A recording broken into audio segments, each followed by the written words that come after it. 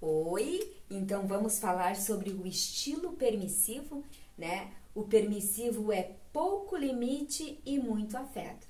Então, o que a Lídia vai trazer? Quais são os tópicos que ela traz sobre este estilo, o estilo permissivo? A família que acaba se tornando permissiva demais.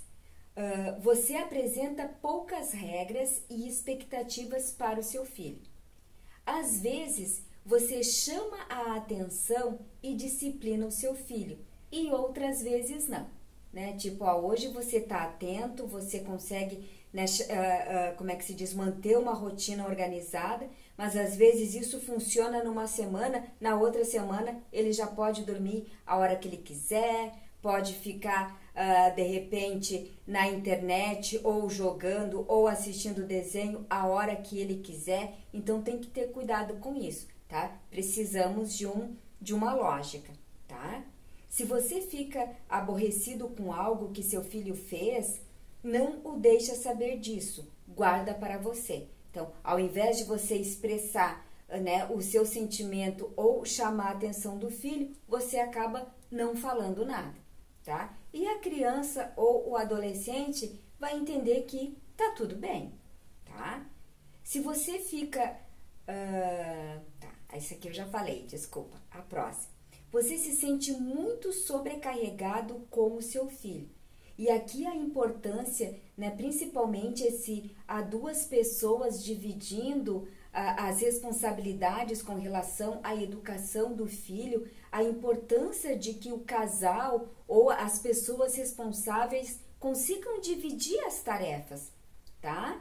Consigam dividir, consigam fazer combinações também ali na parentalidade com relação à divisão de tarefas. Porque, né, se há a presença de duas pessoas responsáveis, mas apenas uma só acaba se envolvendo com toda a rotina, e essa rotina envolve as tarefas domésticas, envolve a rotina escolar, envolve a rotina social, em que só um acaba se responsabilizando e se envolvendo, esta pessoa acaba cansando, né? E às vezes pelo fato da pessoa, vou dar o exemplo da mãe, né? De repente essa mãe está se sentindo sobrecarregada, de repente essa mãe está se sentindo cansada, aí, né, pelo cansaço também, ela acaba deixando o filho ou a filha ou o adolescente fazer, por quê? Porque ela está cansada, né?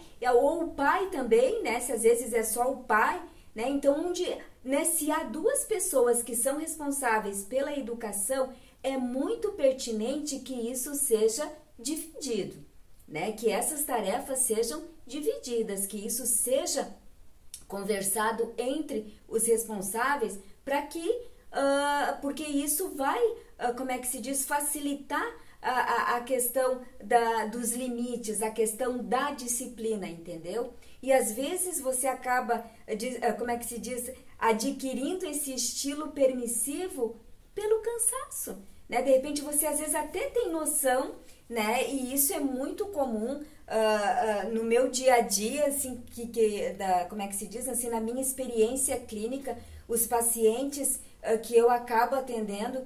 Então, nossa, assim, a maioria dos casos que eu atendo, a maioria das famílias, assim, quando você vai conversar sobre isso, as pessoas têm toda uma informação, as pessoas têm toda uma noção de que é importante e concordam que a criança precisa ter uma rotina, que a criança precisa ter horários, assim como a criança precisa ter a demonstração de carinho, mas nem sempre isso na prática as famílias conseguem fazer, tá? E muitas vezes, muitas mães principalmente, e aí eu falo nas mães, porque são as que acabam trazendo os seus filhos para mim, né? É com elas com quem eu tenho mais contato, com quem eu tenho maior contato, né? Geralmente, é claro que há situações em que os pais, graças a Deus, são participativos, hoje os pais são muito atuantes, mas isso não é uma característica comum a todas as famílias.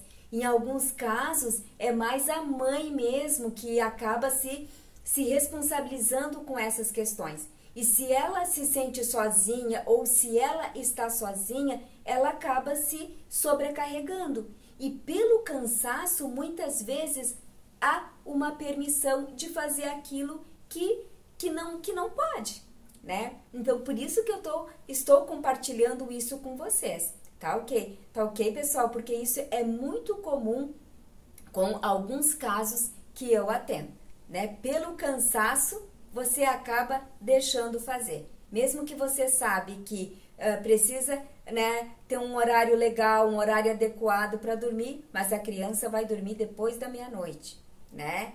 Então, este é só um exemplo que eu tô trazendo, tá bom? Se você se identificou, então você, como é que se diz, assim, só para você ficar atento, tá? E eu tô trazendo isso, assim, não no sentido de que você se sinta culpada, né? De repente você tá assistindo esse meu vídeo e diz, ai meu Deus, eu tô me identificando e eu estou fazendo tudo errado. Não é essa a minha intenção, tá, pessoal? A minha intenção aqui é que você consiga se identificar e saber que isso pode ser resolvido, né? Que você pode fazer diferença, né? Se você está acostumada a fazer de um jeito, principalmente, é um exemplo simples que eu trago, que é o horário para dormir. É um exemplo simples, mas que no dia a dia a grande maioria das famílias tem dificuldade com esta questão. Algumas famílias não tem problema nenhum, tá? Mas se você se identifica com isso que eu estou trazendo, de que muitas vezes você acaba deixando o seu filho ou a sua filha indo dormir a hora que ele quer, porque você está se sentindo cansada ou cansado, ou você está se sentindo sobrecarregado, você pode buscar uma ajuda, tá? Porque às vezes realmente, né, eu não sei em que situação você se encontra, eu não sei em que momento você se encontra, mas de repente você já está tentando fazer isso, mas sozinho você não está conseguindo, então você pode buscar uma ajuda, né? Se você tem alguém que você divide essa responsabilidade, já começa conversando com o seu parceiro ou com a sua parceira ou a pessoa que divide essa responsabilidade com você, né? De repente, ó, conversamos, não funcionou, procure a escola na qual seu filho está inserido, né? Ou procure a ajuda